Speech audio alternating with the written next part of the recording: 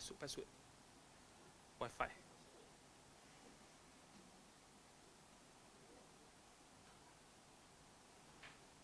Jazakallah khair. Untuk AJK sahaja. Apa dia? Untuk AJK sahaja. Sahaja. Dah. Itu je.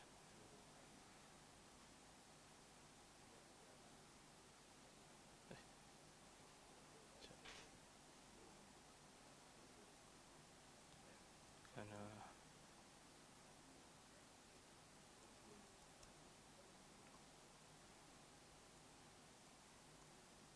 okay.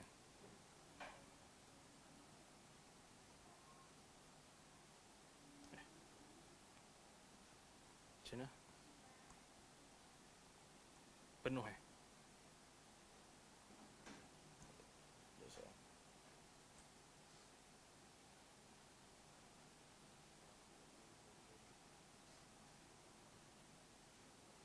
Oh, salah. Oh. Dah baca.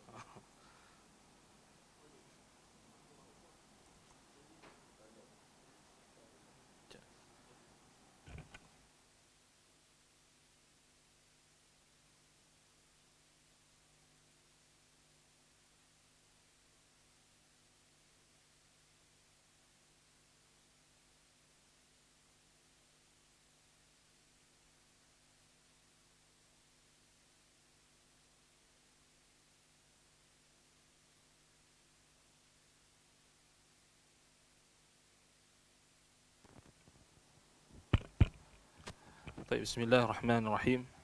Assalamualaikum warahmatullahi wabarakatuh. Assalamualaikum warahmatullahi wabarakatuh. Alhamdulillahi rabbil alamin. Wabihi nasta'in ala umurid dunya waddin. Sallallahu wasallam ala nabiyyina Muhammad wa ala alihi wa ashabihi wa man sara ala nahjihi wa iktafa bi atharihi wa da'a bi da'watihi wa istanna bi sunnatihi ila yaumiddin. Amma ba'du. Alhamdulillah, kita bersyukur kepada Allah SWT. Pada malam ini kita dapat bertemu untuk meneruskan pengajian kitab Al-Qawlul Mufid ala Kitab Tauhid, karangan Al-Allamah Al-Faqih Syekh Muhammad bin Salih Al-Uthaymin rahimahullahu ta'ala. Baik, jadi kita sambung pada halaman yang ke-87. 87, kita berhenti pada jika ada yang berkata aku berniat mendekatkan diri kepada Allah dengan amalan yang aku buat ini. Itu. Sebab tadi Abu Talha bagi link rakaman tu, jadi ana tarik ke belakang tu sampai sini. Kita berhenti bulan 3 last kelas 2 bulan lepas bulan Ramadan kita tak ada kelas. Jadi itulah, kita berhenti dekat halaman 87 pada buku terjemahan kita. Kalau kita asal dalam muka surat 67, kalau kita asal kita dalam bahasa Arab. Baik, jadi kata Syekh ni, lepas kita bincangkan tentang perkara yang boleh membatalkan realisasi pengakuan ar-risalah, yakni syahadah tu, syahadah wa asyhadu anna Muhammadan abduhu wa rasuluh. Jadi pengakuan kita pada risalah dibahaskan dalam kelas sebelum ini. Jadi kemudian Syekh Al-Uthaymin rahimahullahu ta'ala sebutkan 2 perkara yang boleh membatalkan tahqiq kita, realisasi kita kepada beriman kepada Rasul, beriman kepada risalah kenabian. Yang pertama, melakukan perbuatan maksiat, kerana maksiat akan mengurangkan tahqiq kita terhadap risalah, tahqiq kita terhadap beriman kepada ar-risalah. Dan kata Syekh di dalam nas ataupun dalam teks asal, kata fi'lul ma'asi fal ma'siyatu naqsun fi tahqiqi hadhihi asy-syahadah li'annaka kharajta bima'siyatika min ittiba'in Nabi sallallahu alaihi wasallam. Jadi kenapa maksiat dapat mengurangkan realisasi kita terhadap pengakuan asyhadu anna Muhammadan abduhu wa rasuluh, yakni kita mengaku bahwasanya Nabi sallallahu alaihi wasallam itu adalah hamba Allah dan rasulnya.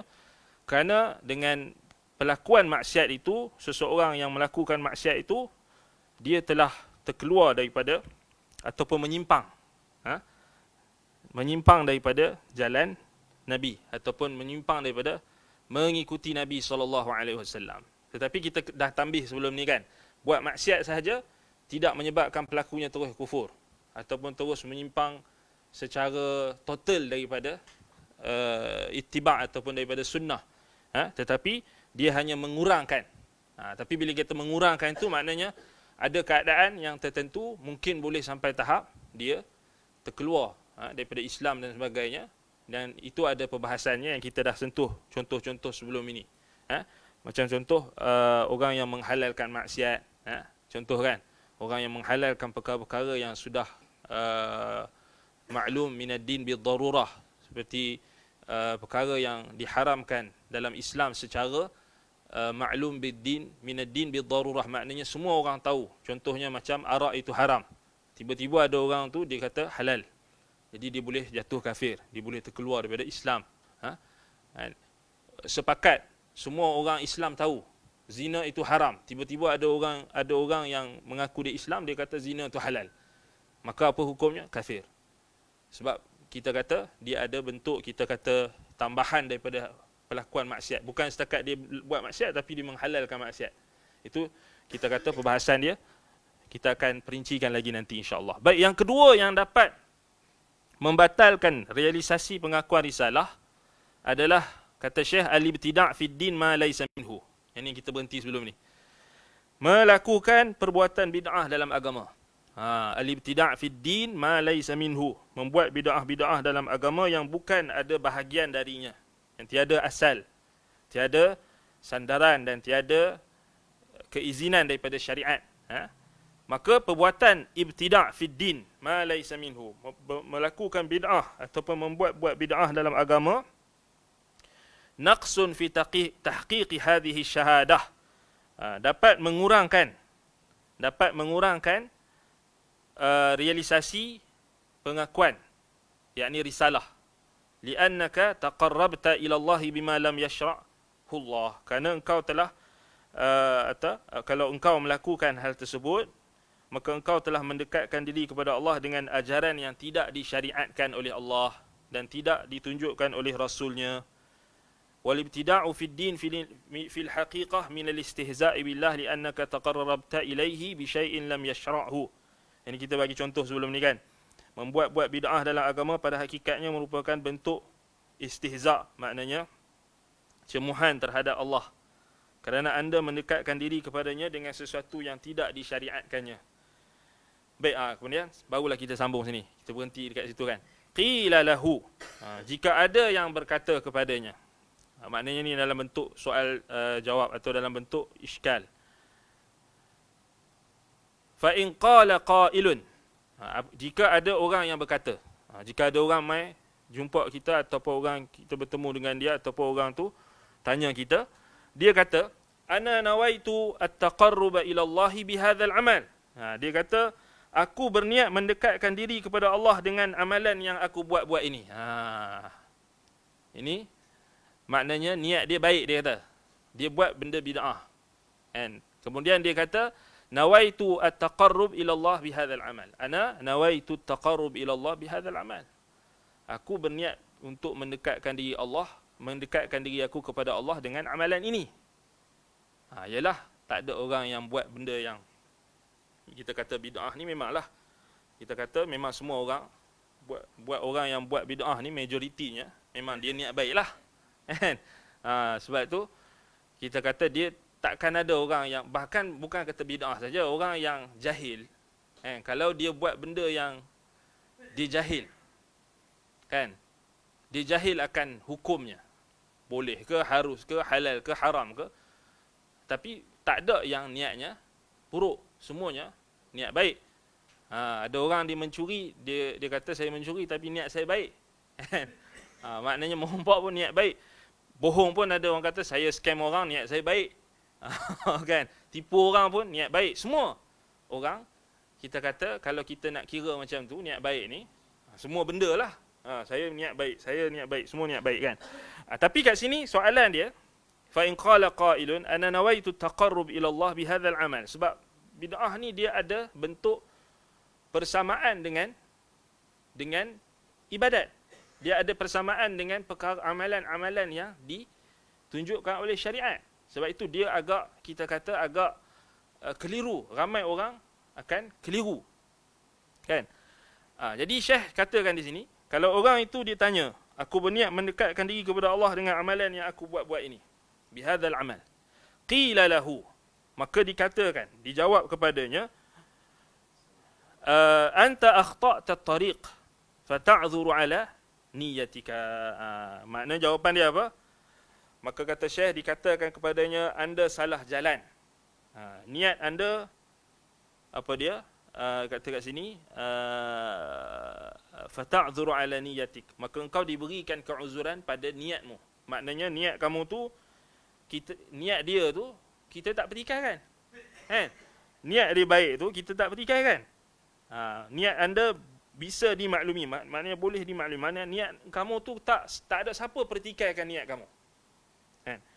Tetapi wala ta'dhuru ala mukhalafati at-tariq mata 'alimta al-haq. Tetapi engkau tidak diberikan keuzuran disebabkan engkau telah menyelisihi jalan setelah engkau telah mengetahui kebenaran. Maknanya kalau engkau dah tahu kebenaran, kau dah tahu perkara itu tidak betul, maka tidak ada lagi keuzuran atas perbuatan kamu yang menyelisihi sunnah, menyelisihi jalan, menyelisihi as-sunnah, menyelisihi syariat, menyelisihi Islam, menyelisihi Al-Quran, menyelisihi as-sunnah, menyelisihi ijma', menyelisihi Nabi SAW, menyelisihi para sahabat.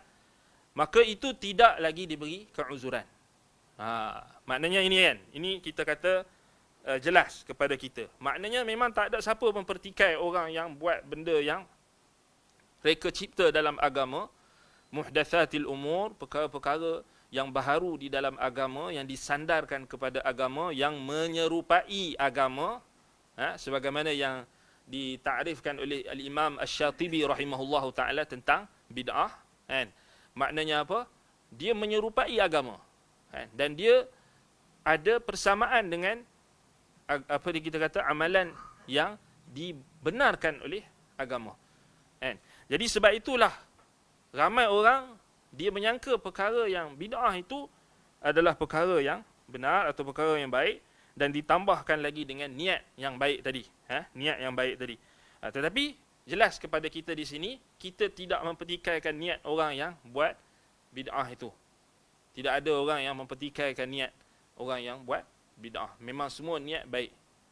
Tak ada siapa pertikaikan niat. Sebab itu bila sahabat Nabi yang mulia Abdullah bin Mas'ud radhiyallahu anhu ketika melihat golongan yang melakukan halaqah-halaqah zikir di masjid di Kufah, seperti mana dalam riwayat Imam Ad-Darimi dengan sanad yang hasan,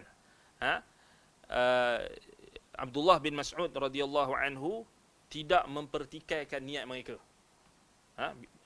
Ibnu Mas'ud ingkar perbuatan mereka yang melakukan halaqah-halaqah zikir yang khusus, kemudian dilakukan zikir itu dengan secara berjemaah. Seorang ada tekong, kemudian kita kata seorang tekong itu akan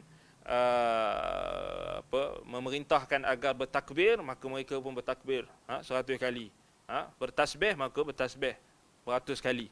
Sekian.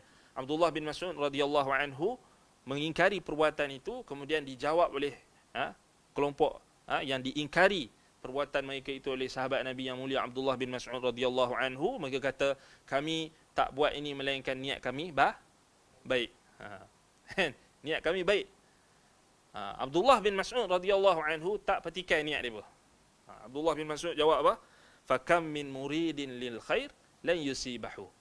Berapa ramai orang yang nakkan kebaikan, niat baik, tetapi dia tidak dapat kebaikan. Maknanya dia dapat dari sudut niat tu, dia dapat. Niat baik tu dia dapat. Kan?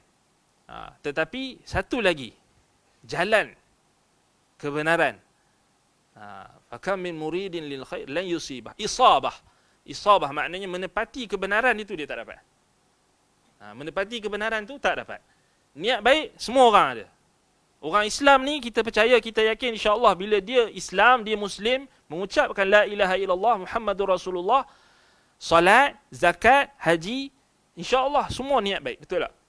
Insya-Allah, kecuali mereka yang dikecualikan oleh Allah lah, kecuali mereka yang tidak dirahmati oleh Allah. Tetapi orang Islam secara umumnya, betul lah kan? Mana-mana zaman pun macam tu, orang Islam mesti niat dia baik. Tetapi bukan semua yang berniat baik itu menepati apa? Kebenaran. Tak dapat isabah. Sebab itu kalau kita buka dalam kitab tafsir salaf tentang makna amal soleh. Amal soleh tu apa maknanya? Maknanya antaranya apa? Al-isabah. Selain daripada amalan soleh tu maknanya apa? Kita kata akhlasuha wa aswabuha. Sebagaimana yang dikatakan oleh sebahagian salaf. Amalan soleh itu adalah amalan yang paling ikhlas, yakni murni, yang tak dilakukan melainkan hanya kerana Allah, ikhlas. Kemudian yang kedua, aswabuha, yang paling tepat, yakni al-isabah. Al-isabah maknanya tepat, menepati kebenaran, menepati sunnah, menepati syariat. Jadi, ini jawapan yang kita kata diungkapkan oleh muallif rahimahullahu ta'ala, memberikan kepada kita satu petunjuk bahawasanya niat baik saja tak cukup. Niat baik saja tak cukup. Baik. Baik, kemudian kata Syekh lagi.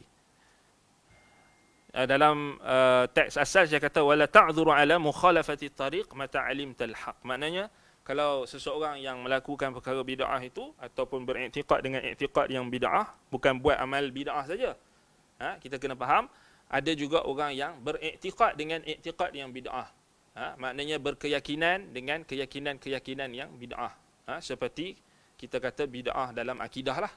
Bid'ah qadariyah, bid'ah rafidah, syiah, mu'tazilah.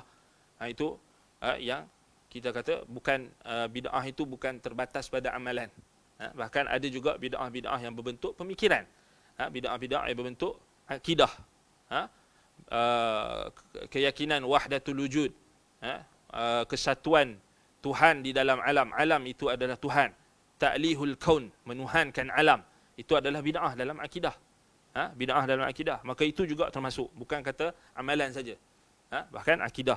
Pemikiran juga kita kata masuk dalam kategori bid'ah. Maka orang yang melakukan atau beriktikad dengan perkara yang bid'ah itu, maka apa? Dia tidak diberikan keuzuran pada pelanggaran dia terhadap sunnah, pelanggaran dia terhadap kebenaran, jalan yang benar. Jika dia tahu kebenaran, maka kita kata tak ada dah keuzuran. Tidak ada keuzuran sampai kepada kebenaran. Baik. Fal mubtadi'una qad naqulu innahum yuthabuna ala husni niyyatihim idza kanu la ya'lamuna al-haqq walakinna nukhatti'uhum fi ma dhahabu ilaih. Kata Syekh lagi, para pelaku bid'ah ataupun ahli bid'ah mungkin mendapatkan pahala kerana niat baik mereka jika mereka tidak mengetahui kebenaran. Penting ini ya. Jika mereka tidak mengetahui kebenaran, mungkin mendapatkan pahala kerana niat baik. Okey, kena faham niat baik. Orang yang buat bid'ah atau orang yang terlibat dalam bid'ah, kata Syekh, yuthabuna ala husni niyyatihim, akan diberikan, mungkin akan diberikan pahala kerana niat baik mereka. Idza kanu la ya'lamuna al-haq. Syarat dia jika mereka tidak mengetahui kebenaran. Walakinnana nukhatti'uhum fima dhahabu ilaih. Namun kami menyalahkan mereka kerana pemahaman mereka itu ataupun kesalahan mereka itu. Pendapat mereka itu ataupun pengamalan mereka itu. Maknanya tetap diingkari tak kalau mereka melakukan perkara yang menyelisihi sunnah, tetap diingkari. Menyelisihi syariat tetap diingkari. Contoh kan, ada orang dia kata ni apa? Dia kata konsert ni konsert macam-macam ni. Dia kata konsert ni bagus untuk menghiburkan. Kan? Dia kata kenapa pergi konsert, orang tanya, kerana niat dia baik lah, kerana dia nak berhibur. Kan? Jadi kita katakan niat dia tu baik tak? Niat dia tu baik dah, nak berhibur. Kan? Kita kata dia nak berhibur ni, kita kata apa? Dia nak menggembirakan diri dia. Menggembirakan diri dia. Itu nak berhibur. Tetapi cara dia betul tak? Tak betul. Dia sama jugalah, maksiat pun ada juga orang nak buat maksiat. Kan? Tapi dia kata niat baik. Kan? Dan disebabkan dia, ada juga orang yang jahil, tak tahu benda tu tak boleh, tak betul. Tapi dia kata tak apalah, yang penting niat baik. Yang penting niat baik. Bukan kita niat nak buat jahat, dia kata. Kita niat tu kita nak berhibur je. Jadi kita katakan niat dia tu kita tak bertikai. Tetapi tengok kata Syekh, nukhati'uhum fima dhahabu ilaih. Maksudnya di apa? Tetap kita menyalahkan perbuatan ataupun pemahaman mereka. Maknanya tetap tak kena ingkar. Tetap kena ingkar. Maknanya tetap kita tak boleh bersetuju lah. Kan, itu maksud dia. Itu adalah apa? Kata Syekh dekat sini, ini lebih pada orang yang jahil lah. Orang yang tidak tahu. Sama jugalah, kita kata tadi contoh maksiat, sama jugalah bid'ah, perbuatan bid'ah dalam agama. Maknanya, kalau orang itu dibuat bid'ah itu, dia beranggapan perkara itu baik, dan dia tidak tahu, dan niat dia baik, maka kita kata mungkin dia akan diberikan pahala oleh Allah Subhanahu Wa Taala atas niat baik dia. Tetapi perbuatan dia yang melanggar syariat itu tetap apa? Kita kata tidak boleh dipersetujui. Cuma kat sinilah orang ramai salah faham bila macam contoh dia orang faham perkataan Syekhul Islam Ibn Taymiyah rahimahullah yang kata tentang orang yang sambut maulid, kan, boleh dapat pahala, kan. Lalu depa pun share lah. Kan, share lah apa perkataan Ibn Taymiyah tu, depa salah faham konteks, di luar konteks. Kan? Maknanya inilah maknanya perbahasan dia inilah. Memang kita katakan orang-orang awam yang sambut maulid, kan, dengan tujuan untuk menyintai Nabi SAW, untuk mengagungkan Nabi Muhammad SAW. Memang kita katakan, kalau kita faham macam yang Syekh Uthaymin sebut di sini, mungkin tak untuk Allah Ta'ala bagi pahala untuk niat mereka? Ya. Kan? Mungkin. Kan? Tetapi kita katakan perbuatan itu tetap bertepatan dengan sunnah atau tak? Kita kata apa? Kalau kita ikut pendapat yang kita kata yang kita nak ikut manhaj salaf, tetap tak tepat lah. Kan? Tapi kalau orang yang nak ikut manhaj khalaf, boleh je lah. Alasan dia khilaf lah. Kan? Semuanya khilaf, kan? Semuanya khilaf. Tapi kita pasal kita bincang, kita nak ikut jalan salaf. Kita nak ikut manhaj salaf. Kita nak ikut yang selamat. Mereka yang golongan yang Allah Ta'ala berikan nikmat. Minal ladzina an'ama Allahu 'alaihim minan nabiyyin was-siddiqin wasyuhada'i was-salihin wa hasuna ulaika rafiqa. Kita nak ikut yang tu. Jadi kita kata kita nak ikut yang selamat, kita nak ikut yang jalan orang-orang yang Allah Ta'ala beri nikmat. Maka kita kata benda tu tetap tak boleh lah. Kan? Tapi tengoklah kata Syekh, sementara imam-imam mereka, kan, amma a'immatuhumul ladzina 'alimul haqqa walakin radduhu liyabqau jahahum fafihim syabahun bi Abi Jahlin wa Utbah ibn Rabi'ah wal Walid ibn al-Mughirah wa ghairihim alladzina qabalu risalatan nabi sallallahu alaihi wasallam birraddi ibqa'u ala riasatihim wa jahihim. Adapun imam-imam mereka ni maknanya ulama-ulama mereka. Siapa lagi? Ustaz-ustaz rujukan mereka. Orang alim yang mereka rujuk. Ustaz mereka, guru mereka, syekh mereka, tok guru mereka.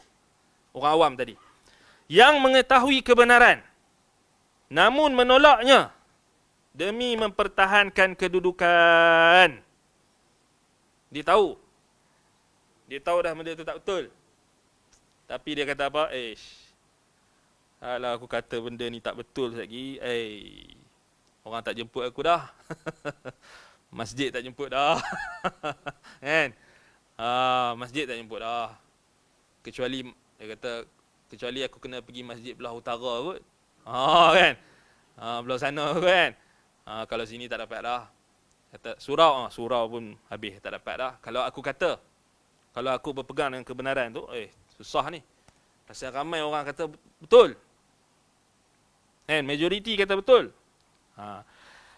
Ada pun imam-imam mereka yang mengetahui kebenaran. Tengok kata Syekh Uthaymin. Namun menolaknya demi mempertahankan kedudukan. Bahaya ni. Ni kita takut ni. Sebab tu kita kata, nak ada kedudukan ni, berat ni kan. Kita kata baik kita jadi, jadi orang bawah-bawah lah kan. Kalau ada kedudukan ini, fitnah dia bahaya. Dia kata, Syekh kata di sini, walakin radduhu liyabqau jahahum. Mereka menolak kebenaran. Siapa ni? Ulama-ulama mereka, ustaz-ustaz mereka, rujukan-rujukan mereka, alim-alim yang mereka panggil alim itu, tok syekh mereka, tok guru mereka. Namun menolaknya demi mempertahankan kedudukan mereka. Mereka ini mirip seperti Abu Jahal, Utbah ibn Rabi'ah, Al-Walid ibn Mughirah. Ni semuanya pemimpin-pemimpin Quraisy, musyrikin Quraisy yang menolak kebenaran. Dan lainnya yang menolak risalah Nabi SAW demi mempertahankan kepemimpinan dan kedudukan. Wallahul musta'an wa alaihi at-tuklan. Na'udzubillahi minal fitan ma zahara minha wa ma batan. Nas'alullah as-salamata wal afiyah. Baik, ada pun terkait para pengikut imam-imam tersebut, maka mereka terbahagi menjadi dua golongan. Tadi kita kata orang yang dianggap sebagai rujukan agama, imam, tok guru, ustaz, apa lagi, tok syekh, tok guru dan sebagainya, rujukan agama dalam masyarakat.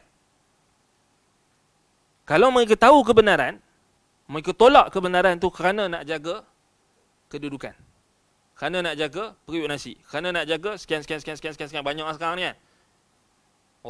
Dia kata, Syekh Uthaymin kata mereka ini mirip seperti Abu Jahal, Utbah bin Rabi'ah, Al-Walid bin Mughirah. Ini semua pemimpin-pemimpin Quraisy yang mereka menolak risalah kenabian, mereka menolak dakwah Nabi SAW kerana nak mempertahankan kepimpinan mereka dan kedudukan mereka. Wallahul musta'an. Baik, ada pun terkait dengan para pengikut imam-imam tersebut. Imam-imam di sini maknanya ulama-ulama, rujukan-rujukan masyarakat awam, ustaz-ustaz, guru-guru agama, tok syekh. Maka mereka terbahagi menjadi dua golongan. Okey, yang imam-imam tadi ada keuzuran ke? Tak ada. Tak ada keuzuran. Pasal apa? Mereka dah tahu kebenaran. Mereka dah tahu betul. Mereka dah tahu benda betul tapi mereka tolak. Kan? Ni bahaya. Kita kata bahaya. Bahaya. Bismillah.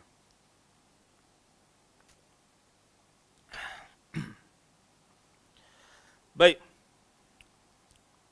Yang dah tahu kebenaran ni maknanya dia dah sampai hujah kepada dia. Dah tegak hujah dah. Dia tahu. Kan? Dia bukan sekadar tahu, bahkan dia lawan pula. Dia bukan setakat kita kata dah jelas, dia lawan pula. Ini bahaya. Mereka ni tak ada keuzuran dah. Wallahul musta'an. Tapi pengikut mereka ni, kata Syekh, terbahagi kepada dua golongan. Golongan pertama, amma binisbati li atba'i haula'il a'immati fayanqasimuna ila qismain. Al-qismul awal, golongan pertama, alladhina jahilul haqq falam ya'lamu anhu syai'a wa lam yahsul minhum taqsirun fi talabihi haitsu dhannu annama hum alayhi huwal haqq fa haula'i ma'dzurun. Golongan pertama, golongan yang tidak mengetahui kebenaran hingga tidak mengetahuinya sedikit pun, dan mereka tidak lalai untuk mencarinya kerana mereka mengira bahawa apa yang mereka anuti dan yakini itu adalah kebenaran. mereka ini masih boleh dimaklumi ataupun diberikan keuzuran. Yang ni golongan pertama ni, syarat dia untuk mendapat keuzuran tu, ahlul uzri, maknanya mereka yang tak tahu tentang kebenaran, dan mereka juga tidak ada taksir. Maknanya mereka ni berusaha mencari kebenaran tapi mereka tak dapat kebenaran. Tak dapat kebenaran. Tidak lalai untuk mencarinya. Mereka pergi masjid, mereka dengar ceramah, mereka dengar ustaz mereka, tapi mereka tak tahu. Kan? Boleh jadi mereka terpedaya dengan ustaz-ustaz yang penipu tadi, atau ahli bid'ah tadi, imam-imam yang sesat tadi. Kan? Maka mereka ini masih boleh dikira sebagai ahlul uzri, ma'zurun. Fahaula'i ma'zurun. Ni tajuk al-uzru bil jahli ni antara tajuk yang paling rumit sekali dalam akidah. Rumit sekali. Tapi kita tak apa, kita baca dulu. Paling rumit sekali. Sedang inilah topik yang paling banyak berlaku pertelingkahan sesama ahli sunnah. Sesama orang yang mengaji tauhid. Sesama orang yang mengaji akidah. Sesama salafi, sesama ahli sunnah. Kalau kami mengaji kat Madinah dulu, memang ni tajuk yang paling hot sekali. Yang paling berat sekali, yang paling orang suka test seseorang. Dia nak tahu, dia nak mengeluarkan seseorang itu daripada sunnah ataupun tidak. Kadang-kadang mereka menjadikan topik ini sebagai ujian, test. Tapi kita tak apa, kita slow-slow. Kita perlahan-lahan. InsyaAllah kita akan bincang lagi. Tapi kat sini, Syekh bagi perincian yang sangat-sangat tepat dan sangat-sangat adil. Sebenarnya ini antara pendapat yang paling tepat. Dalam perkara yang kita kata ada perinciannya lah. Sebab al-udhru bil jahli ni, uzur dalam kejahilan ni, ulama sepakat kalau perkara yang minal ma'lum minad din bid darurah, perkara-perkara yang sudah termaklumi secara daruri dalam agama, yang semua orang Islam tahu, macam contoh tauhid, kewajipan tauhid, haramnya syirik, besarnya dosa syirik. Yang ni kita kata tak ada keuzuran kalau orang tu jahil. Itu sepakat. Contoh yang lain lagi, sebagaimana yang Imam Asy-Syafi'i rahimahullah sebut berkenaan dengan perkara yang diketahui oleh orang ammah dengan orang khassah. Maknanya orang awam pun tahu, orang yang khusus, orang yang alim pun tahu, orang yang awam pun tahu. Contohnya kewajipan salat. Tak ada uzur lah kalau orang tu mai kat kita kan. Kamu Islam, saya Islam. Solat tak? Saya tak solat sebab saya tak tahu solat tu wajib. Tak ada uzur. Tak ada uzur. Kan? Tak ada uzur. Itu kita kata yang sepakat. Cuma dalam perkara-perkara yang kita kata yang memang ada perbahasan. Contoh dalam isu-isu akidah yang kita kata, contoh macam perkara yang kita kata masalah berkenaan dengan kita kata pelaku syirik, syirik asghar atau syirik akbar. Itu kita kata perlukan perincian. Perlukan perincian. Dia bukan mudah lah. Memang bukan kita kata perkara yang kita boleh ambil ringan, sebab dia ada kaitan dengan kita kata nak menjatuhkan hukum takfir pada seorang Muslim, atau kita panggil takfir muayyan, apa kita kata pada spesifik pada individu dan sebagainya. Itu memang bahaya kalau kita tidak berhati-hati. Tapi itulah sebahagian orang ni bila dia mengaji dia nak mudah. Dia nak mudah maknanya dia sampai tahap dia tak ada rasa berhati-hati. Dia nak mudah. Dia kata, Ustaz, saya nak mudah je. Saya nak jawapan macam 1 kali 2, 2. Dia nak macam tu je. Kan? Kalau orang ni buat macam ni, kafir ke tak? Dia nak macam tu. Dia macam, dia kata dia nak ilzam kita untuk mengkafirkan orang ni, untuk membid'ahkan orang ni, memudahkan orang ni. Kan? Tanpa dia meraihkan keadaan dan situasi orang yang dilihat tadi, ataupun orang yang dia tanya dan sebagainya keadaan itu kita kata sangat bahaya. Sebab itu uzur bil jahli, keuzuran dengan kejahilan ni memang isu yang sangat penting kita kena faham yang asas dulu. Sebab tu yang Syekh Al-Utsaimin rahimahullah sebut ni antara yang paling asas. Cuma kita nak perincikan lagi. Baik, kata Syekh di sini, golongan pertama ni tengok dia jahilul haq, dia tak tahu kebenaran. Kan? Falam ya'lamu anhu syai'a, dia tak tahu kebenaran. Okey, apa keadaan, contoh keadaan. Orang yang duduk di, contohnya di kampung yang satu kampung tu buat syirik. Betul tak? Boleh jadi tak? Satu kampung tu percaya bomoh.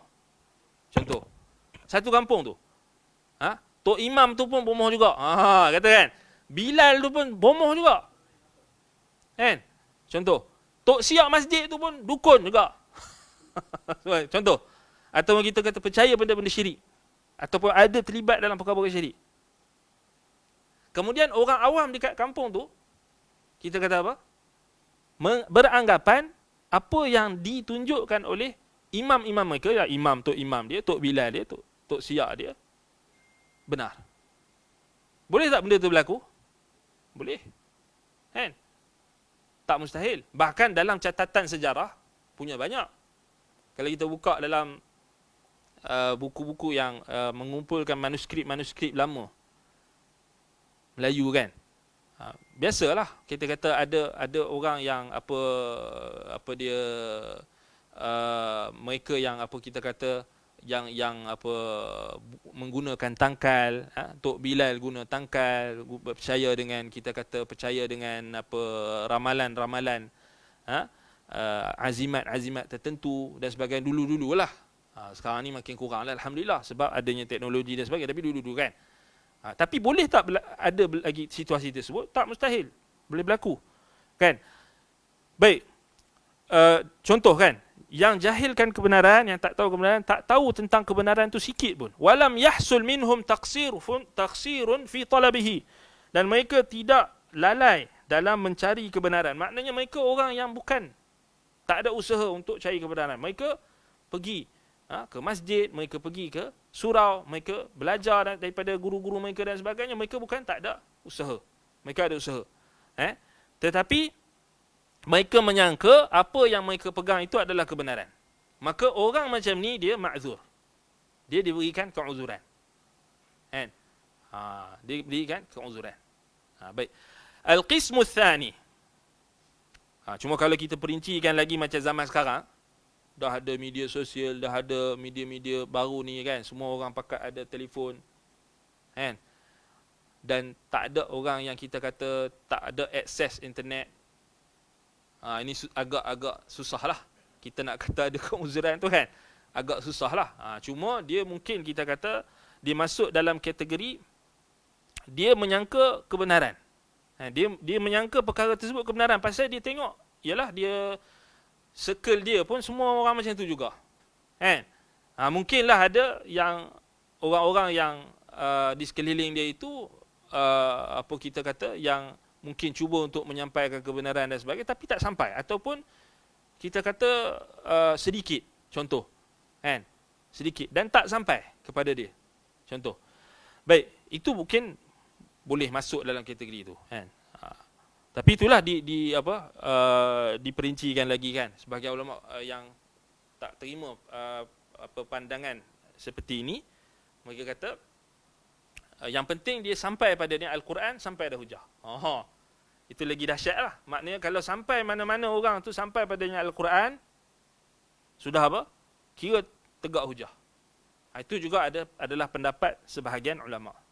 Itu kita kata kena, isu ni memang dia agak kita kata sulit sikit untuk kita nak faham, melainkan kata para pengkaji dalam akidah, melainkan kita himpunkan semua nas-nas dan kita tahrir, maknanya kita ada ulama yang mampu untuk menganalisis.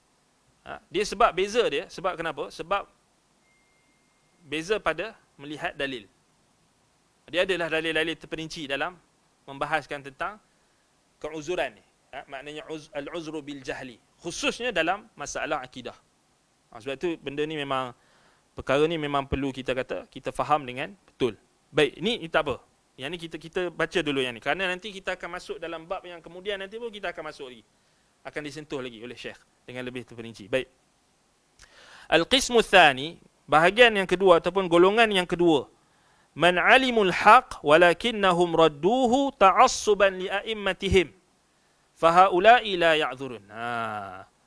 Wahum kaman qala Allah fihim inna wajadna aba'ana ala ummatin wa inna ala atharihim muhtadun. Bahagian yang kedua ataupun golongan yang kedua, golongan yang mengetahui kebenaran namun menolaknya kerana taksub, kerana fanatik terhadap para imam dan pemimpin mereka. Fanatik kepada guru dia, fanatik kepada ustaz dia, fanatik kepada tok syekh dia. Mereka ini tidak boleh dimaklumi, tidak boleh diberi keuzuran. Maknanya mereka ini tak termasuk dalam golongan yang diberikan keuzuran. Mereka ini seperti yang Allah Ta'ala sebutkan dalam firman-Nya, sesungguhnya kami mendapati nenek moyang kami menganut suatu agama dan kami mendapat petunjuk untuk mengikut jejak mereka. Maknanya orang yang ikut semata-mata nenek moyang, semata-mata pemimpin, semata-mata guru-guru mereka. Mereka hanya taklid buta dan menjadi fanatik. Yang ni kita kata golongan kedua ni, mungkin kita boleh katakan zaman sekarang ni ramai. Pasal memang jelas lah. Pasal jelas pada kita kalau kita tengok dari sudut, kita kata dari sudut perkembangan media-media baharu ini, dah tak kira baharu, dah lama dah lah kan, media-media sosial apa semua ni dah banyak. Bahkan orang menentang kebenaran. Orang menentang kebenaran tu dengan terang-terangan. Kan? Macam yang baru-baru ni berlaku pada seorang asatizah kita kan. Yang mana? Yang orang yang daripada Indonesia tu kan. Yang geng di kampung kat Indonesia tu. Dia orang punya buat amalan. Amalan bangkit kejut sahur tu kan. Lepas tu ditegur oleh ustaz kita kan. Lepas tu depa terasa kan. Depa yang jauh sana tu, sana yang terasa. Kemudian dia orang mula serang. Maksudnya apa? Pasal taksub tu, fanatik kan. Mereka serang pendakwah yang kita kata, yang konteks teguran dia tu pada di negara kita kan, bukan melibatkan kampung depa, tapi depa terasa sehingga depa buat serangan terhadap pendakwah yang menyeru kepada tauhid dan sunnah. Itu biasalah kan. Maknanya sekarang ni, maknanya yang kategori yang kedua, golongan kedua ni ramai. Ramai. Bahkan mereka ada pengikut, bahkan mereka ada kumpulan, mereka ada followers. Kan?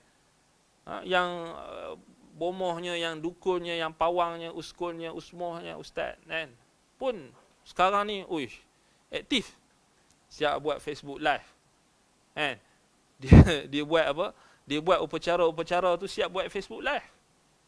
Kalau tengok sekali dia punya FB live tu, padahal dia duduk depan kamera meratip je.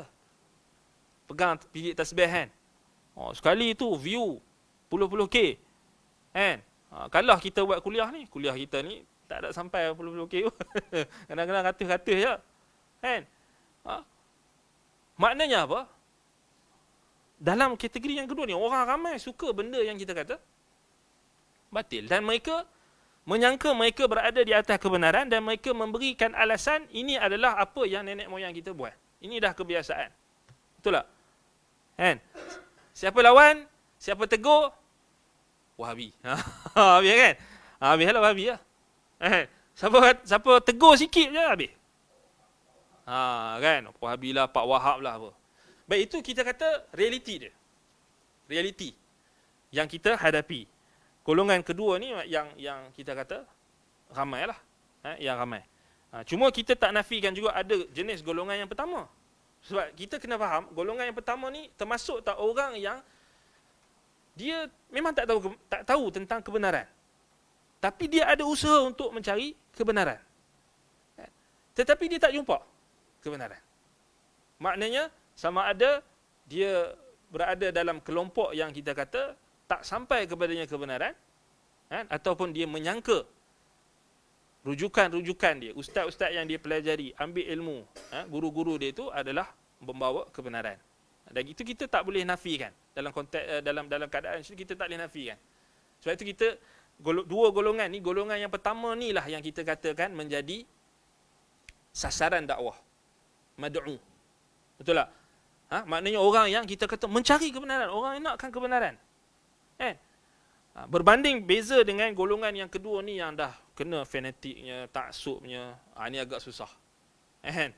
Agak susah sikit lah. Cuma tetap kita kena sampaikan. Baik. Jadi Syekh bawakan ayat dalam surah Az-Zukhruf ayat 22 terus. Maknanya golongan ataupun golongan yang kedua itu, mereka ni kebanyakannya, mereka ini sebagaimana kata Allah Ta'ala, orang yang hanya menyatakan inna wajadna aba'ana ala ummatin wa inna ala atharihim muhtadun. Mereka hanya mengikut ajaran nenek moyang. Kan? Mereka menolak kebenaran kerana taksub, kerana fanatik. Mereka tak boleh terima orang yang kita kata membawa kebenaran. Membawa kebenaran. Baik. Wa qawluhu. Baik, dan sabda Nabi SAW. Wa anna Isa Abdullah wa Rasuluh. Ini sambungan daripada hadis Ubadah bin Samit radhiyallahu anhu. Hadis apa? Hadis kita katakan yang dikemukakan oleh muallif rahimahullah, iaitu hadis dalam riwayat Al-Bukhari dan juga Imam Muslim. Man syahida an la ilaha illallah wahdahu la syarikalah wa anna Muhammadan abduhu wa rasuluh wa anna Isa Abdullah wa rasuluh wa kalimatuhu alqaha ila Maryama wa ruhum min. Tu kan hadis dia yang penuh dia pada halaman 77. Pada muka surat 77 kalau kita nak ni balik, kita nak apa lagi review balik, kita nak murajaah balik, rujuk pada 77, muka surat 77. Baik, ini sambungan penjelasan Syekh. Baik, dan bahawa Isa adalah hamba Allah dan Rasulnya. Kata Syekh, pembahasan masalah ini sama seperti perbahasan tentang kesaksian bahawa Muhammad adalah utusan Allah. Maknanya sama macam sebelum ni lah. Kita mengaku bahawasanya Nabi Muhammad itu hamba Allah dan Rasulnya. Dia bukan Tuhan. Dia bukan separa Tuhan ke, dia bukan limpahan Tuhan ke, bahagian daripada Tuhan ke. Bukan, kita kata dia tidak ada unsur-unsur ketuhanan. Maknanya dia bukan Tuhan. Dia bukan Tuhan. Dia adalah Abdullah wa Rasuluh. Hamba Allah dan Rasulnya. Nampak? Jadi penyataan Nabi SAW dalam hadis Ubadah bin Samit ni membantah golongan yang melampau dalam menyifatkan Nabi Muhammad SAW sebagaimana yang telah dibahaskan sebelum ini. Baik, jadi kata Syekh sampai dekat wa anna Isa Abdullah wa Rasuluh, bahawasanya Isa itu adalah hamba Allah dan Rasulnya, maka perbahasan dia sama macam kita katakan pada Nabi Muhammad. Cuma kita mengimani risalah Isa, namun bukan bererti kita wajib mengikutinya jika syariatnya berbeza dengan syariat kita. Yang satu saja yang membezakan antara keimanan kita terhadap Nabi Isa alaihi salam dengan Nabi Muhammad sallallahu alaihi wasallam adalah apa? Dari sudut keimanan kita kepada Nabi Isa alaihi salam, wajib tak? Wajib. Kan? Amanar rasulu bima, kita kata kita beriman dengan nabi-nabi dan rasul. La nufarriqu baina ahadin minhum. Kita tak membeza-bezakan antara salah seorang di kalangan mereka dari sudut mereka itu adalah hamba Allah dan Rasulnya. Tak bezakan. Betul tak? Kan? Kita tak bezakan keimanan kita terhadap Nabi Muhammad dengan Nabi Isa. Kita tak bezakan antara keimanan kita terhadap Nabi Adam AS dengan Nabi Muhammad. Sama dari sudut keimanan. Betul tak? Cuma kata Syekh, namun bukan bererti kita wajib mengikutinya jika syariatnya berbeza dengan syariat kita. Maknanya di sini, kata Syekh di sini, wala yulzimuna ittiba'uhu idza khalafat syari'atuhu syari'atana. Maknanya keimanan kita kepada Nabi Isa alaihi salam tidak mengilzamkan mutaba'ah. Faham tak? Tidak melazimkan ikutan kita kepada Nabi Isa AS. Sebab apa? Sebab kita wajib ikut Nabi Muhammad SAW. Dari sudut keimanan, ya, sama. Tetapi dari sudut lazim kepada keimanan, tidak sama. Keimanan kita terhadap Nabi Isa AS dengan Nabi Muhammad SAW, sama tak? Sama. Kita tak boleh ragu-ragu. Apa yang Allah Ta'ala khabarkan dalam Al-Quran tentang Nabi Isa AS, kisah Nabi Isa AS, Isa ibn Maryam, Isa putra Maryam AS, semua kita imani. Tanpa ragu-ragu. Sebagaimana kita beriman dengan Nabi kita Muhammad SAW. Betul tak? Cuma yang berbezakan, lazim bagi iman kita kepada Nabi Muhammad tu dia ada ittiba', mutaba'ah. Bahkan Nabi Isa AS, Nabi Isa nanti akan turun akhir zaman. Nabi Isa diangkat ke langit. وَمَا قَتَلُوهُ وَمَا صَلَبُوهُ وَلَكِنْ شُبِّهَ لَهُمْ بَلْ رَفَعَهُ اللَّهُ إِلَيْهِ.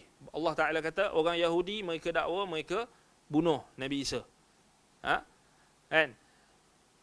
Orang Nasrani mereka kata Nabi Isa disalib. Allah nafikan, Allah kata wama qataluhu wama salabu. Mereka tak bunuh dia, mereka tak salibnya. Walakin syubbiha lahum. Tetapi diserupakan salah seorang daripada anak murid ataupun salah seorang daripada pengikut Nabi Isa itu diserupakan wajahnya kepada Nabi Isa AS atas satu tafsiran. Bar rafa'ahu Allahu ilaih. Bahkan Nabi Isa itu diangkat ke langit oleh Allah, diangkatkan kepadanya, diangkat ke langit. Dan dalam hadis-hadis Nabi SAW yang sangat banyak menyebutkan tentang akhir zaman nanti Nabi Isa AS akan turun dan akan turun di menara timur, di Masjid Damsyik, menara timur, akan turun di situ, dan Nabi Isa AS yang akan membunuh siapa? Al-Masih Ad-Dajjal. Nabi Isa AS akan. Dan Nabi Isa AS ketika turun nanti, Nabi Isa ikut syariat siapa? Syariat Nabi kita Muhammad SAW. So kat situ kita kena fahamlah maknanya, kalau Nabi Isa pun turun nanti, dia tak bawa syariat dia dah. Syariat dia sudah mansuh. Dia takkan bawa dah apa yang ada terkandung dalam Taurat dan Injil, kecuali apa yang datang daripada Al-Quran atau apa yang didatangkan oleh Nabi Muhammad SAW. Dia wajib ikut Nabi Muhammad SAW. And tak ada kita kata kita kata kena ikut syariat Nabi Daud ke, syariat Nabi apa ke, macam Syiah faham kan? Dia faham Nabi Isa, mereka kata akan berhukum dengan syariat Nabi Daud lah, dan sebagainya. Al-Mahdi mereka akan berhukum dengan syariat Nabi Daud. Tak betul lah, kan? Sebab kita kata syariat Nabi Muhammad itulah yang penutup bagi seluruh syariat. Baik, jadi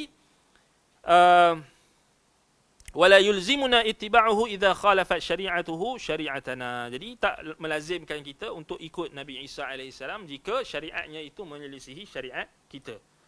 Baik, kemudian kata Syekh, fa syari'atu man qablana laha thalathu halat. Syariat umat-umat sebelum kita ini terbahagi menjadi 3 kondisi, 3 keadaan. Pertama, berseberangan dengan syariat kita. Dalam kondisi ini yang diamalkan adalah syariat kita. Yang pertama, antakuna mukhalafata li syari'atina. Antakuna mukhalafatu li syari'atina fal amalu ala syar'ina. Yang pertama, syariat sebelum kita ini, maknanya syariat Nabi-Nabi sebelum Nabi Muhammad SAW, kalau dia menyelisihi syariat kita, maka yang kita wajib beramal adalah syariat siapa? Syariat kita. Contohnya apa? Contohnya sujud kepada makhluk, sujud kepada manusia untuk menghormati. Ini ada dalam syariat Nabi Yaqub, ada dalam syariat Nabi Yusuf, kan? Sebab itu bila Nabi Yusuf AS kata dekat Nabi Yaqub, inni ra'aitu ahada asyara kawkaba wasyamsa wal qamara ra'aituhum li sajidin. Aku melihat dalam mimpiku 11 bintang, bulan dan matahari, aku melihat mereka sujud kepadaku. Dan akhir kisah Nabi Yusuf AS berlaku takwil mimpi tersebut. Nabi Yusuf AS membawa kedua ibu bapanya naik ke atas singgah sana dan mereka sujud kepada Nabi Yusuf. Begitulah juga saudara-saudara Yusuf sujud kepada Nabi Yusuf. Sujud betul. Itu kata para ulama, antaranya Al-Hafidh Al-Imam Ibn Kathir rahimahullah menyebutkan itu adalah syariat sebelum kita. Adapun syariat kita, boleh tak sujud? Tak boleh lah. Tak boleh sujud kepada selain Allah. Betul tak? Jadi ada boleh tak kalau kita jumpa ada penganut tarikat sufi. Dia kata ni boleh. Tu Nabi Yusuf. Nabi Yaqub, Nabi Yusuf. Syariat Nabi Yusuf boleh. Kau nak ikut syariat Nabi Yusuf, Nabi Yaqub ke Nabi Muhammad? Ustaz kata cinta Nabi Muhammad. Kan? Mana satu? Dia pun dah pening kan? Dia kata boleh lah. Tetap tak boleh lah. Maknanya kita kata apa? Kita kata jika menyalahi syariat kita, maka tak bolehlah beramal dengan syariat yang telah lalu. Maknanya wajib beramal dengan syariat Nabi Muhammad SAW. Contoh, membuat patung. Membuat patung pada syariat Nabi Sulaiman dan Nabi Sulaiman dan Nabi Daud harus dibenarkan. Patung. Kan? Buat patung dibenarkan. Tapi dalam syariat kita boleh tak? Tak boleh. Nabi SAW bersabda, inna asyaddan nasi azaban yaumal qiyamah al-musawwirun. Orang yang paling dahsyat diazab di akhirat kelak nanti orang yang membuat patung atau gambar makhluk bernyawa, patung. Antaranya yang ditafsirkan ulama, makhluk bernyawa, patung. Nabi SAW memerintahkan kepada Ali, Sayyidina Ali radhiyallahu an, supaya tidak ada timsal, tidak ada patung melainkan illa tamastahu, melainkan kau hapuskan. Maknanya syariat Nabi kita SAW memansuhkan hal tersebut. Jadi tak bolehlah kita kata apa, kita nak pakai syariat sebelum ni. Kan? Banyaklah. Kalau itu jadi kelang kabut tu bila ada orang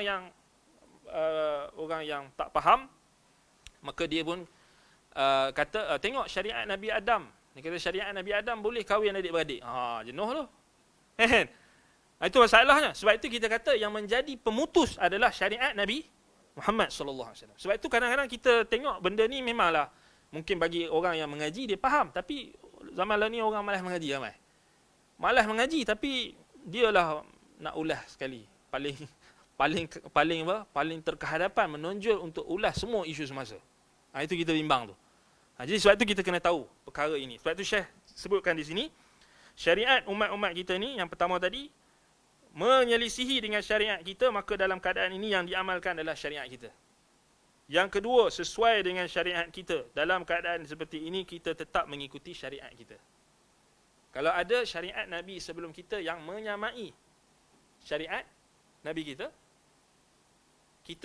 asalnya kita beramal dengan syariat dulu ke syariat Nabi kita? Syariat Nabi kita. Tetap syariat Nabi kita. Maknanya kita, yang syariat Nabi-Nabi yang sebelum ini, kita kata, dia bukan asal bagi kita kata amalan kita. Maknanya kita tetap wajib dahulukan syariat Nabi kita, dan kebetulan memang bersamaan dengan ada syariat-syariat yang bersamaan dengan syariat Nabi kita. Contohnya banyaklah. Contohnya ibadat haji. Manasikul haj. Manasik haji itu, ibadat haji itu asalnya syariat Nabi Ibrahim. Lepas Nabi Ibrahim wafat, Nabi Ismail teruskan. Lepas Nabi Ismail wafat, berapa kurun lepas tu, berapa ribu tahun lepas kewafatan Nabi Ibrahim dan Nabi Ismail, maka orang Arab pun buatlah bid'ah. Kan? Asalnya wukuf di Arafah tu ada, tapi mereka tak mau wukuf dekat Arafah. Sebab apa? Sebab bagi mereka wukuf di Arafah itu bukan tanah haram. Mereka fanatik dengan tanah haram. Nampak? Mereka buat bid'ah, mereka ubah. Itulah bid'ahnya. Nampak? Kemudian apa lagi? Mereka tawaf secara telanjang. Kan? Tawaf secara telanjang. Dulu ana bila dengar tawaf telanjang ni, ana cuba macam, bukan kita nak bayangkan, tapi cuba kita nak fikir kan, macam mana ni kan? Tak terbayang. Kata macam mana kan? Tak ada rasa malu ke?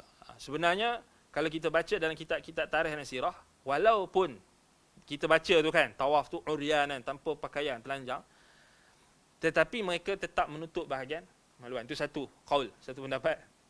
Kan? Maknanya macam mana kita tak tahu lah. Dan ada shift. Pagi, laki saja tawaf. So, perempuan dia tak berpakaian malam. So, still ada apa? Still ada rasa malu. Walaupun tu zaman jahiliah, tapi still ada rasa malu. Sekarang ni, tak jahiliah lah kan. Tak jahiliah, tapi ada jahiliah tu. Tak jahiliah secara umum, tapi ada jahiliah secara khusus. Sekarang ni dah tak malu lah. Kan? Wallahul musta'an. Tapi kita kata, rupa-rupanya macam tu. Dia shift malam. Still ada malu tu lah. Laki perempuan tu. Kan? Walaupun tawaf, dia orang buat bid'ah, dia orang tawaf secara telanjang, tapi laki shift pagi, perempuan shift malam. Still ada rasa malu lah maknanya. Itu yang disebutkan oleh sebahagian mu'arrikhin. Baik. Ketiga, al-thalithah an takuna. Okey. Dekat yang kedua tu sebenarnya ada ayat Quran. Ada ayat Quran Syekh bawa. Ayat dalam surah Al-An'am ayat 90. Ni dalam buku terjemahan dia tertinggal kot. Yang kedua tadi maaf. Betul. Ada ayat Quran. Ulaikal ladzina hadallah fabihudahu muqtadi. Mereka itu adalah orang-orang yang diberikan petunjuk oleh Allah, maka dengan petunjuk mereka hendaklah kamu contohi. Ini maknanya syariat nabi-nabi terdahulu, kalau dia menyamai syariat Nabi kita sallallahu alaihi wasallam, maka kita tetap amalkan berdasarkan dia syariat Nabi kita. Tak? Syariat Nabi kita. Tapi kebetulan memang syariat itu diteruskan oleh Nabi kita. Dia adalah asalnya adalah syariat nabi-nabi sebelum kita. Contoh macam tawaf tadi. Ataupun ibadat haji. Daripada syariat Nabi Ibrahim. Banyak lagi lah. Sebab itu dalam Al-Quran ada banyak kan. Ada banyak kisah nabi-nabi sebelum kita, sebelum Nabi Muhammad SAW, sebelum Nabi kita. Kemudian Allah Ta'ala sebut ayat dalam surah Al-An'am. Antaranya dalam surah Al-An'am ayat 90. Penutup ayat itu Allah kata, ulaikal ladzina hadallah fabihudahu muqtadi. Mereka itu orang-orang, nabi-nabi itu orang-orang yang Allah bagi petunjuk. Maka dengan petunjuk mereka hendaklah kamu contohi. So ada petunjuk-petunjuk yang ditunjukkan oleh nabi-nabi itu yang menyamai petunjuk Nabi kita sallallahu alaihi wasallam. Sangat banyak. Antara yang kalau kita nak tahu, maknanya kita baca kitab-kitab tentang kisah nabi-nabi. Antaranya Qasasul Anbiya Imam Ibn Kathir atau Al-Bidayah wan Nihayah Al-Imam Ibn Kathir. Itu contohlah. Baik, yang kedua ataupun yang ketiga. Bahagian yang ketiga ataupun jenis yang ketiga atau keadaan yang ketiga, kondisi yang ketiga atau keadaan yang ketiga, an takuna maskutan anha fi syari'atina wa fi hadhihi al-halah ikhtalafa ulama al-usul hal na'malu biha aw nad'uha. Yang ketiga, syariat nabi sebelum nabi kita tidak dibicarakan dalam syariat kita. Naskutu ataupun disebutkan maskutan anha. Maknanya kita tak tahu benda tu ada dalam syariat kita atau tak. Tak disebutkan. Tidak dibicarakan dalam syariat kita. Dalam keadaan seperti ini, ulama usul berbeza pendapat. Adakah kita mengamalkannya atau meninggalkannya menurut pendapat yang sahih, syariat tersebut adalah syariat kita. Dalilnya firman Allah Ta'ala, ulaikal ladzina hadallah fabihudahu muqtadih. Mereka itulah para nabi yang telah diberi tunjuk oleh Allah, maka ikutilah petunjuk mereka. Kemudian yang kedua, laqad kana fi qasasihim ibratun liulil albab. Sungguh pada kisah-kisah mereka itu terdapat pengajaran bagi orang-orang yang mempunyai akal fikiran. Ini perbahasan dia panjanglah kalau kita nak bincang dari sudut ilmu usul fiqh, bahasan dia panjang. Kita pun dah habis waktu. Maknanya di sini banyak kisah-kisah Nabi itu ada petunjuk dalam dia. Sangat banyak petunjuk-petunjuk yang terkandung dalam kisah-kisah para Nabi itu yang diistimbatkan oleh para ulama. Sebab itu ulama usul fiqh mereka berbeza pendapat. Adakah hukum hakam itu diistimbatkan juga daripada kisah-kisah? Adakah kisah-kisah Nabi itu menjadi sumber hukum? Maknanya diistimbat hukum hakam dalam syariat kita diistimbat daripada kisah Nabi-Nabi terdahulu. Yang sahihnya, sebagaimana yang dipegang oleh pendapat jumhur ulama, antaranya Al-Imam Asy-Syafi'i rahimahullah, kemudian ramai lagi menyebutkan sama sahaja. Maknanya ayat-ayat yang menceritakan tentang kisah-kisah Nabi, maka ianya juga adalah rujukan dalam hukum hakam. Maknanya kalau ada dalamnya petunjuk-petunjuk yang menunjukkan hukum-hukum yang tertentu, maka diambil hukum itu daripada kisah-kisah tersebut. Ini contoh dia banyak lah. Contohnya banyak. Contoh macam ulama bahaskan tentang hukum orang panggil tauriyah. Tauriyah ni apa? Menzahirkan sesuatu yang menyalahi zahir. Maknanya menyalahi zahir. Contoh macam Nabi Ibrahim alaihissalam menipu siapa?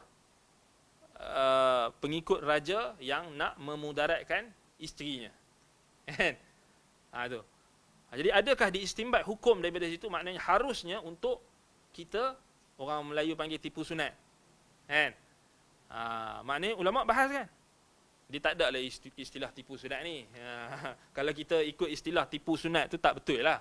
Sebab tipu ni semuanya tak boleh lah. Tipu tak ada lah kata tipu wajib, tipu bohong sunat kan. Tapi itu istilah je lah. Istilah. Tapi sebenarnya dalam syariat dia panggil tauriah lah kan.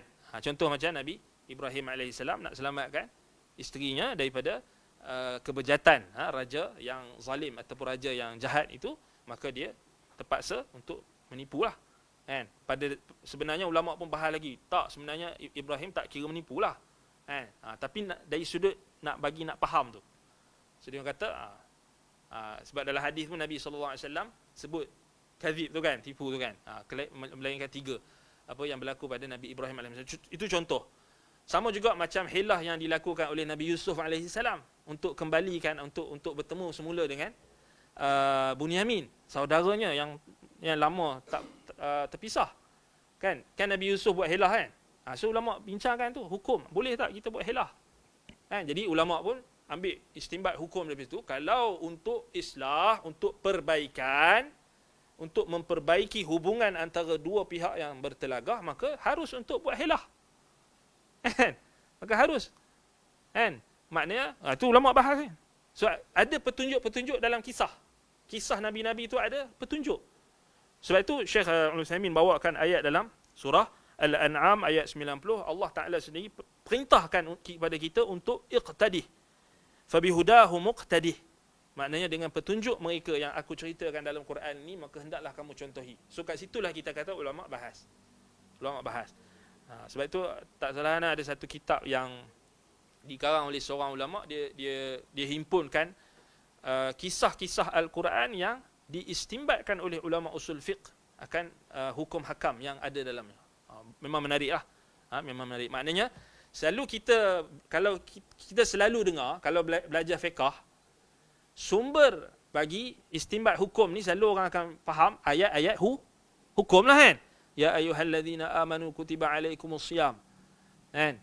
Ya ayyuhalladzina amanu kutiba alaikumul qisas. So kalau kita mengaji fiqh, selalunya kita faham ayat-ayat hukum.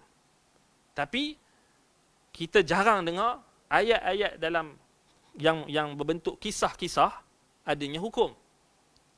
Kat situ ulama bahas. Kan? Kat situ ulama bahas. So kat situ kita kata yang sahihnya maknanya dia tetap kalau tak disebutkan dalam syariat kita, didiamkan, maka dia tetap dikira syariat kita. Sebab apa? Sebab Allah Ta'ala perintahkan dalam Quran, ikut. Dengan syarat dia memang dia tak ada lah kita kata yang bercanggah dengan syariat Nabi kita sallallahu alaihi wasallam. Wallahu Ta'ala a'lam. Baik, kemudian insya-Allah kita akan sambung pada membahaskan tentang dua kelompok yang bersikap dan berfaham berlebihan berkait dengan Nabi Isa.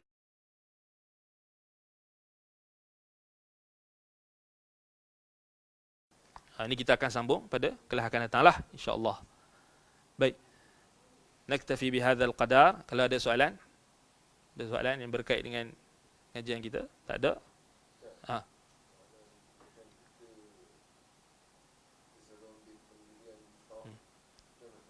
Pendirian tawakuf. Bismillah. Dalam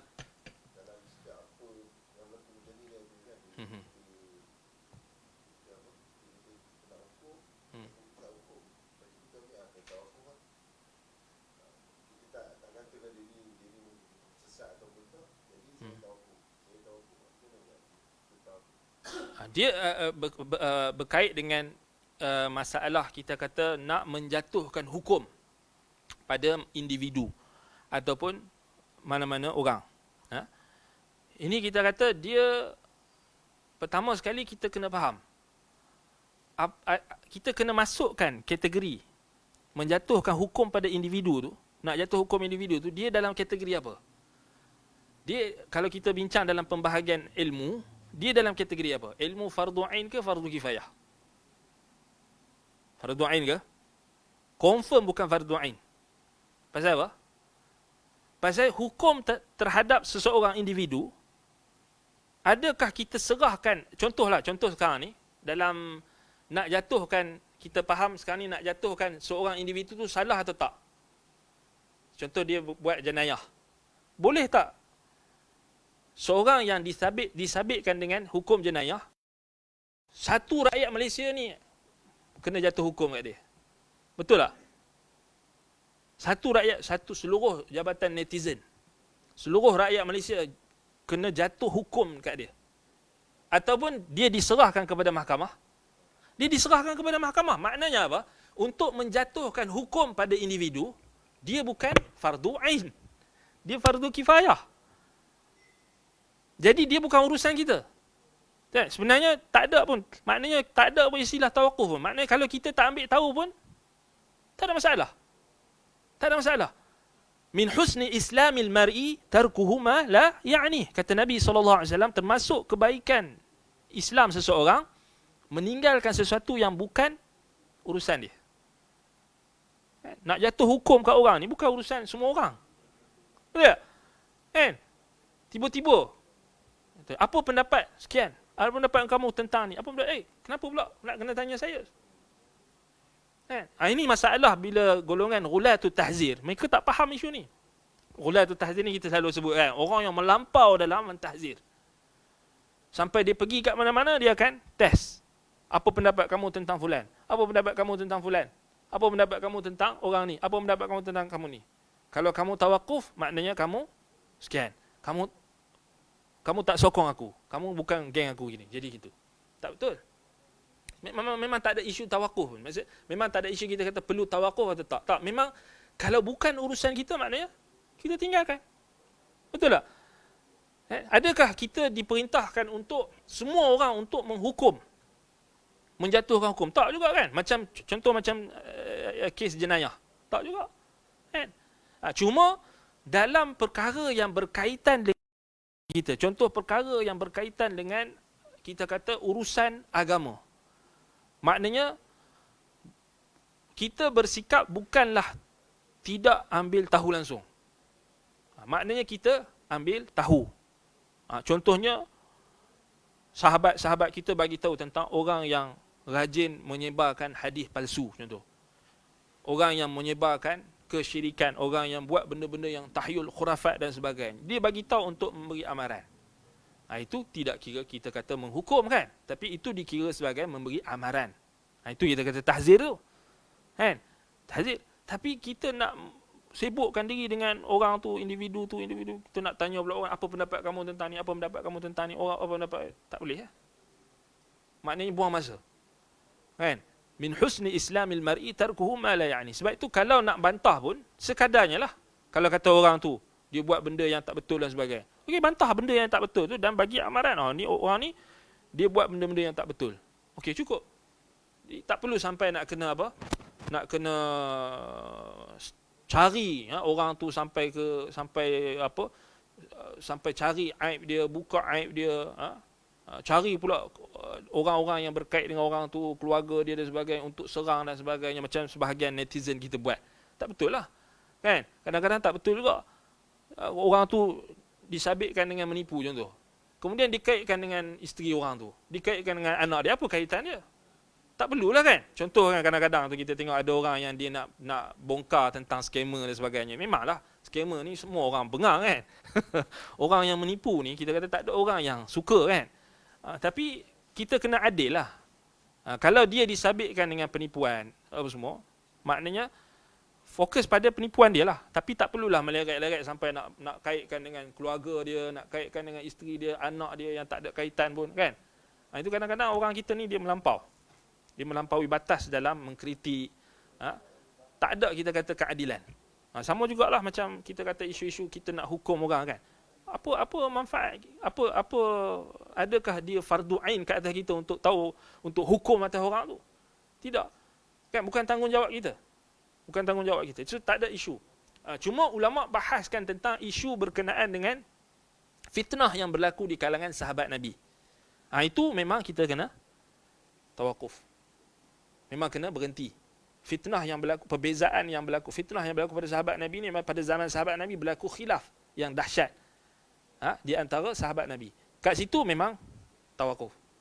Ataupun khilaf yang berlaku antara guru-guru kita. Samalah. Guru-guru yang kita pelajari berlaku khilaf. Kan, ustaz-ustaz kita berlaku khilaf yang dahsyat ataupun berlaku khilaf. Pasti akan berlaku khilaf.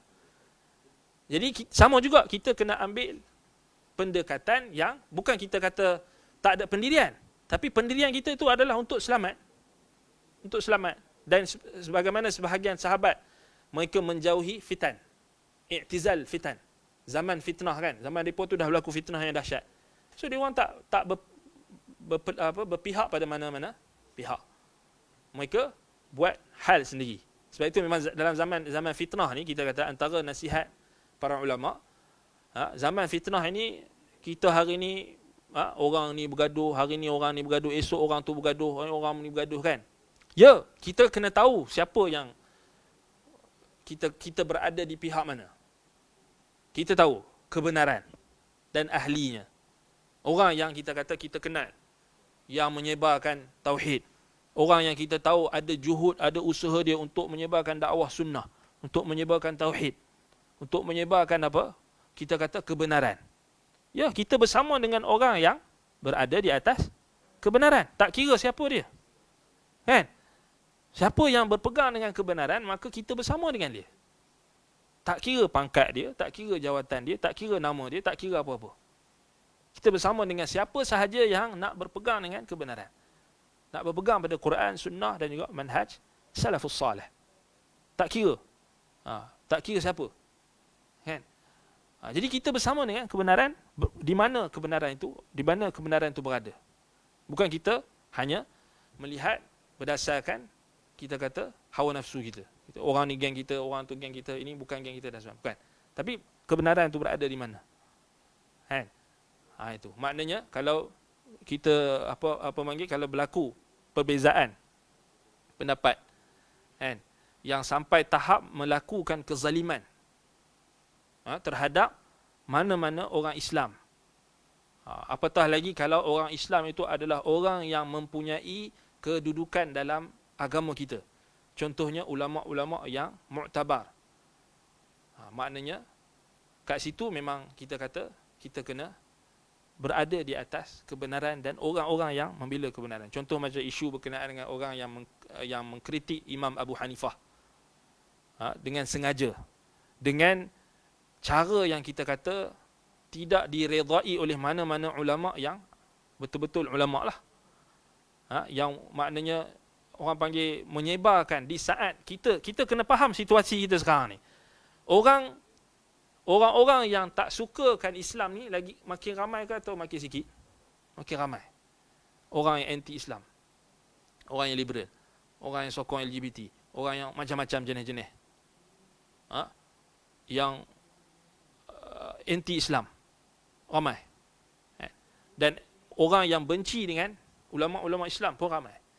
Di saat kita hari ni orang yang mulhidin, orang yang ateis, orang yang macam-macam tadi tu menyerang Islam daripada segenap sudut, tiba-tiba kita Imam Abu Hanifah tidak faham hadis. Allah. Imam Abu Hanifah bukan imam. Allahu akbar. Apa kejadahnya? Kena ke? Tak kena. Bahkan kalau kita buka dalam kitab dua orang al-hafiz, imam dalam jarh wa ta'dil, imam dalam kita kata imam dalam hadis. Pertama al-Imam al-Hafiz al-Zahabi. Yang kedua al-Imam al-Hafiz Ibn Hajar al-Asqalani rahimahullah.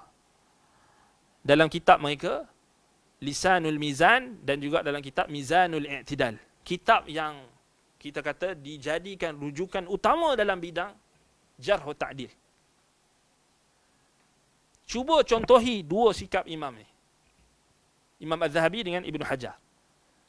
Zaman Imam Az-Zahabi dengan Ibn Hajar, sampai tak kepada mereka riwayat-riwayat sebahagian salaf yang mengkritik Abu Hanifah, Imam Abu Hanifah? Sampai tak? Sampai dulu kat mereka lah. Bukan sampai kat kita dulu.